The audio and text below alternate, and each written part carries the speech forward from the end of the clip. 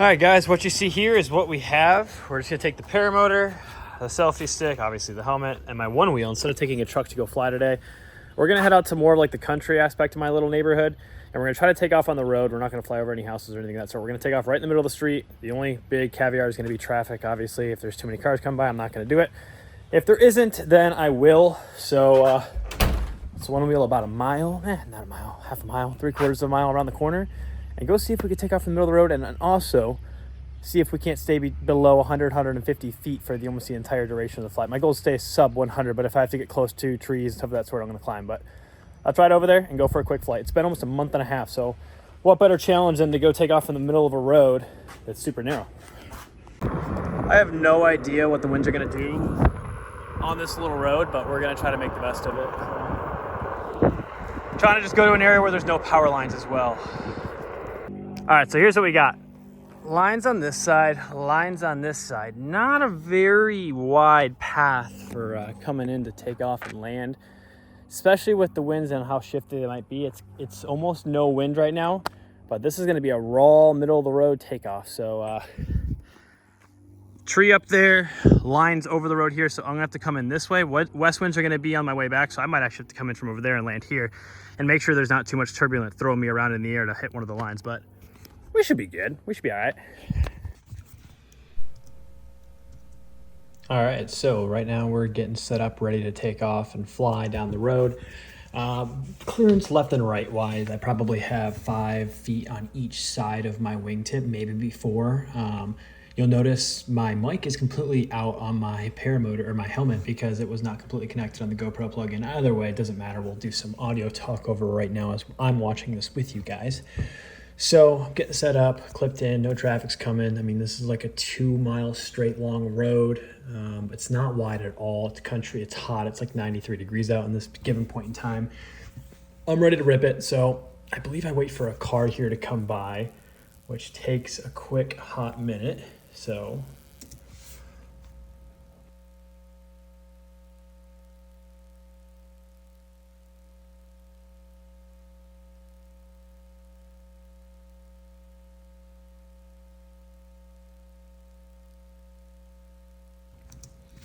all right, so we're just waiting for this car to come by right now. Of course, you've got like a nice $400,000 Rolls Royce calling in.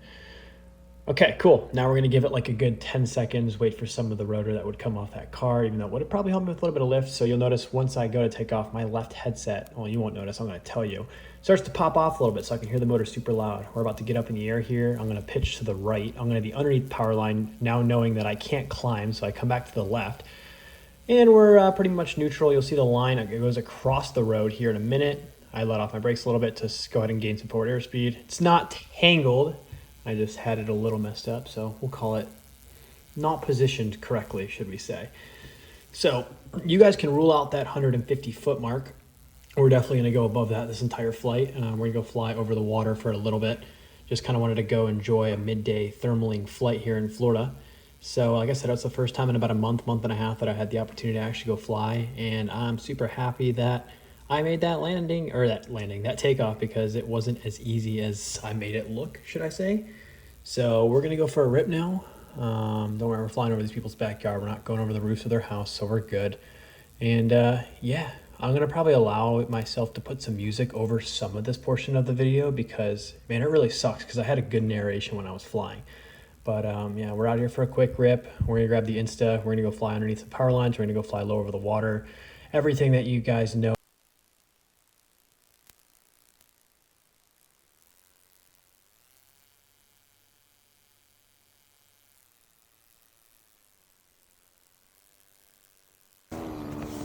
All right, so let's see what's processing in my brain right now. Right now, we're just gonna go rip up the Manatee River here. We're gonna fly pretty low pretty much the entire time over the water. Like I said, it's been about a month and a half since my last flight, and I'm just happy to kind of be out here and just enjoying some of this warm weather where I don't have to wear a hoodie and pants and bundle basically all up to go fly like everyone else does in the Northeast regions for pretty much 7 to 8 months out of the year. Yeah, the water here is about like 3 to 5 feet deep. I'm probably gonna let you guys just kind of watch some raw footage here for the next like minute and a half, and then I'll cue myself back in and kind of give you some initial impressions as to what my intentions were here, should I say, or once we get closer to the launch park over at Fortheimer.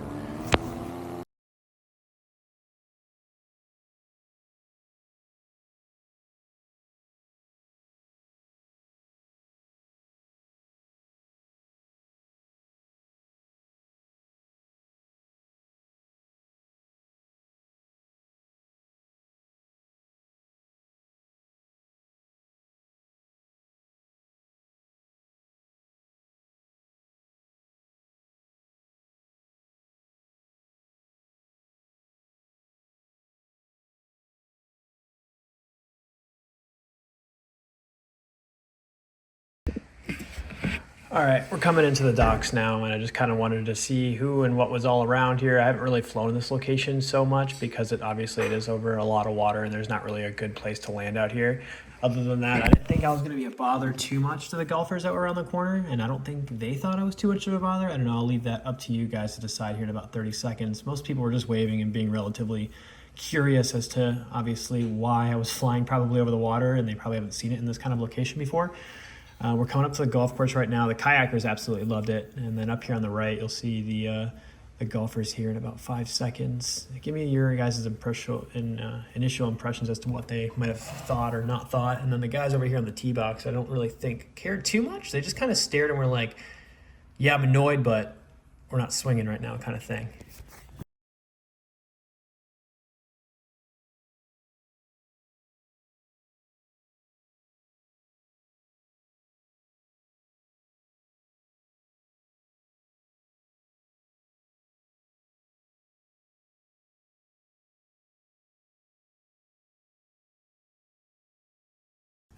Okay, so we're finally coming in basically on our last little leg here, probably another 5 minutes until we touch down. And as you guys can see, I definitely did not stay below that 150 mark that I kind of had set for myself, goal prior to takeoff.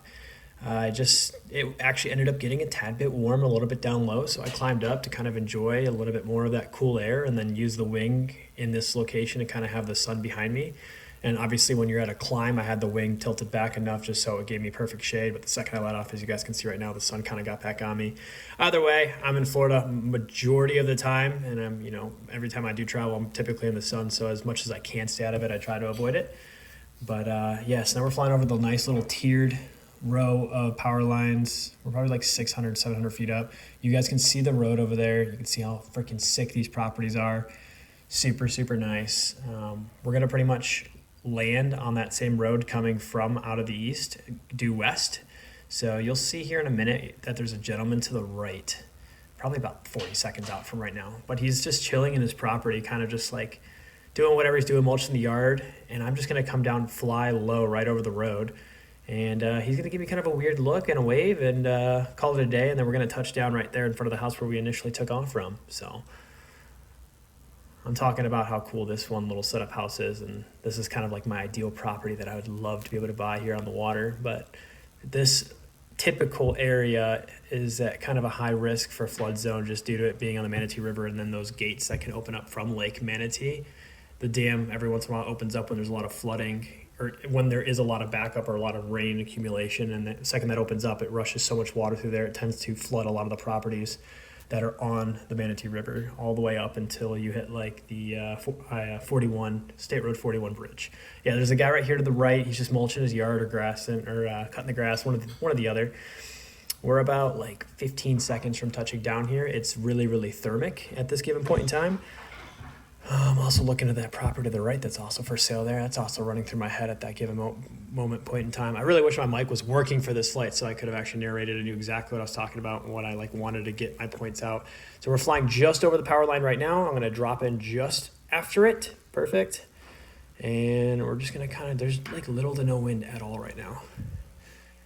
Still on the throttle a little bit. You can't hear anything. And we're going to go ahead and finalize that flight. I'm going to try to walk it to the road as best I can because I see a car coming from down the other side of the road. And that's it. Taking off and landing between power lines in front of me, power lines behind me, and calling it a successful, 15, 20-minute flight.